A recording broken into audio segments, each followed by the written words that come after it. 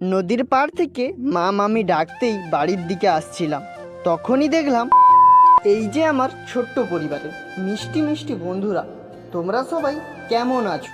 এখন দেখলাম যে এখানে চাষি ভাইরা ফুলকপি, ওলকপি, বাঁধাকপি ও লঙ্কা গাছগুলো লাগিয়েছে মাত্র।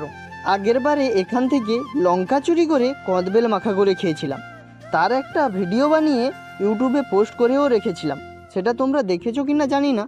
এবারেও খাবো, ততদিনে গাছটা বড় হোক এইটা দেখার জন্য আমার চ্যানেলটাকে সাবস্ক্রাইব করে রাখো।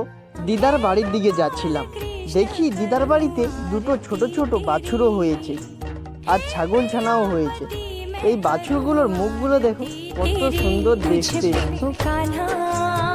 এখন এসে দাঁড়িয়েছি, দিদা আমার ঠোঁট লাল দেখে কি লাগাতে বলছে দেখো, সত্যিকারে লাল আছে।